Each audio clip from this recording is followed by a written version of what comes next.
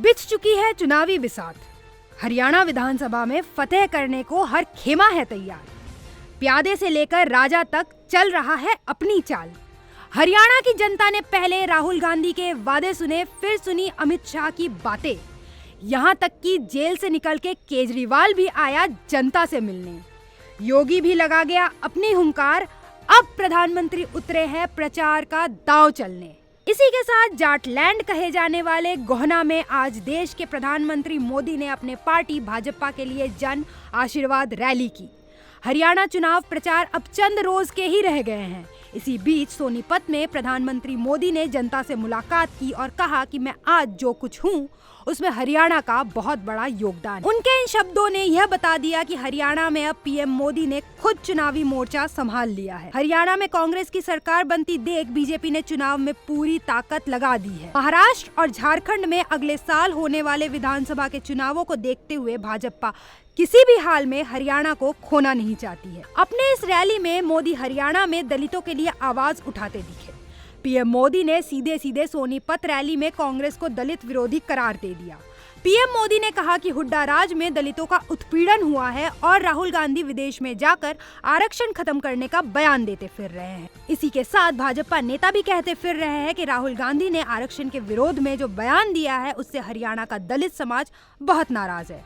इसका समीकरण अब ये बैठ रहा है कि जो दलित वोट बैंक हरियाणा में चुनाव से पहले पहले कांग्रेस को जा रहा था, अब राहुल गांधी के बयान और कुमारी शैलजा की नाराजगी के चलते बीजेपी की झोली में आता दिख रहा है। पीएम मोदी ने जनता को आगाह कर दिया कि यदि कांग्रेस की सरकार वह बनाते हैं तो वो बहुत पछताएंगे। दरअसल हरियाणा विधानसभा चुनाव अपनी रंगत पर आ गया है। पक्ष और विपक्ष दोनों ओर से चुनावी रैली में एक से बढ़कर एक दिग्गज पहुंच रहे हैं। बीजेपी के लिए पीएम मोदी हर चुनावी रैली में स्टार प्रचारक होते हैं और सोनीपत में हुई रैली में पीएम मोदी का प्रयास रहा कि कांग्रेस की दिग्गज नेता शैलजा कुमारी की नाराजगी को हवा देते हुए उन्हें किसी तरह से बीजेपी की तरफ खींचा जा सके। पीएम मोदी ने सोनीपत में अपनी रैली के दौरान कांग्रेस को न केवल दलित विरोधी बताया बल्कि कांग्रेस के डीएनए में आरक्षण का विरोध है यह भी बता दिया।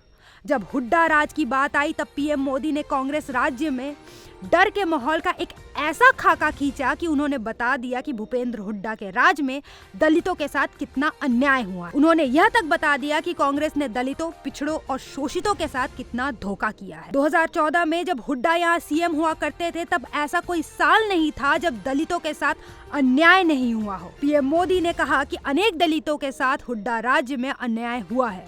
हर कोई जानता है कि दलितों के खिलाफ कांग्रेस खाद पानी देती है।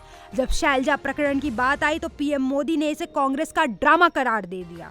जब जब कांग्रेस की सरकार कहीं रही है तब तब वहां पे गरीबों और दलितों का हक छीना गया है और यह बात हुड्डा सरकार में पूरे हरियाणा ने देखी है। इसी बीच हरियाणा में कुमारी शैलजा को लेकर कांग्रेस और भाजपा दोनों के बीच जंग जारी है और अब जब पीएम मोदी ने खुद सोनीपत रैली में इस बात का जिक्र छेड़ दिया है तो यह देखना होगा कि यह शैलजा प्रकरण अब किस करवट बैठता है। साथ ही अब ये भी देखना होगा कि पूरी ताकत के साथ चुनावी जंग में उतरे भाजपा का इस विधानसभा चुनाव में क्या होता है। पीएम मोदी ने आज गोहना में रैली की। इस रैली के जरिए पीएम मोदी ने सोनीपत, रोहतक और पानीपत जिले के 22 सीटों को साधा। गोहना वह सीट है जहां आज तक बीजेपी जीत नहीं पाई है। पीएम मोदी के यहां रैली करने के बाद शायद भाजपा का यहां पर खाता खुलने की उम्मीदें हैं। अपने रैली के माध्यम से पीएम ने जाट, ओबीसी, ब्राह्मण और सिख वोटरों को अपने तरफ खींचने की कोशिश की। अगर गोहना सीट का समीकरण आपको समझाए तो कांग्रेस के जगबीर मलिक यहां पर बीते 3 बार से चुनाव जीत रहे हैं और इस बार वह अपनी जीत का चौका लगाने के लिए सियासी मैदान में उतरे हैं। जगबीर मलिक के पहले यहाँ से इनेलो जीता करती थी पर 2005 के बाद यहाँ पर कांग्रेस को कोई नहीं हरा पाया है और उनके विरुद्ध भाजपा ने डॉक्टर अरविंद शर्मा को तैयार किया है जो कि 3 बार सांसद चुने गए हैं, लेकिन लोकसभा चुनाव 2024 में उन्हें मुंह की खानी पड़ी थी। अब ऐसे में ये देखना है कि सोनीपत रैली कितना काम करती है।